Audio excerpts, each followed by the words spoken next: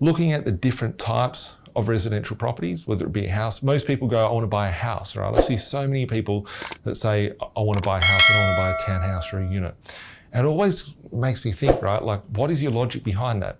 When I first started buying properties, I only wanted to buy houses. So my first 6, 7 properties were houses until I couldn't service anymore. And I've said this story lots of times, so I won't bore you all with it, but I couldn't buy any more property. And I ended up buying a townhouse. The townhouse allowed me to buy another townhouse, and then I realised after buying 2 townhouses that, wow, it's much better for me buying the townhouses than it was the houses, because the cash flow was greater and the bank will allow me to borrow to buy more of those things. So I had to repair my financial position. So a lot of people get stuck. They just go, I want to buy a house, and then that's the end of the story.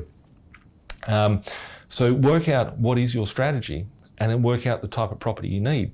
If you buy a house, you could buy $1 million worth of house, or you could buy $3 million worth of townhouse units and villas. If the market doubled on both of them, would you want to see 10 rents of units go up by $50 each, or one house rent go up by $50, right? You're going to get an extra $500 per week or an extra $50 per week.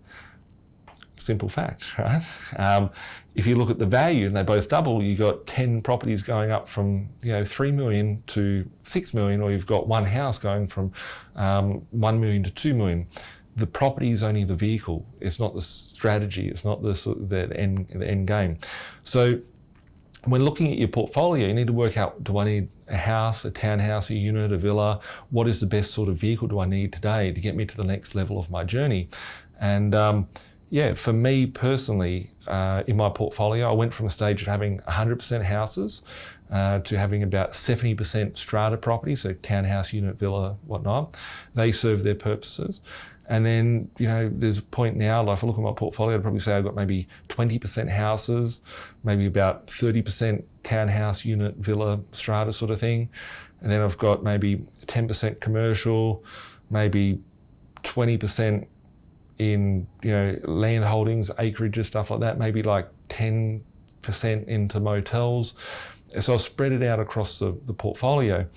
I wouldn't have been able to afford the acreages if I didn't have the cash flow residential properties. I wouldn't have been able to get into that property I talked to you about, my commercial property for $100,000 a year passive. I wouldn't have been able to afford that or keep it if it wasn't for me having, 5 residential properties to back that property up at that point. So the vacancy period, those residential properties supported it. For the deposit, the residential properties supported it. So they all play a part in the journey. For me, owning I've got about 200,000 square metres of land in Sydney, right? A lot of people don't realise that, but I've got a lot of land banking properties that I bought maybe 5, 6, 7 years ago. And I went through a very rough time, right? My portfolio was very positive cash flow of $500,000 a year at the time. And through a few little changes, I got stuck. I had to refinance my interest rates at a higher interest rate.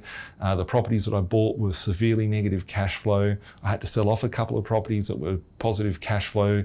So it went from $500,000 positive to $500,000 negative in a very quick time frame.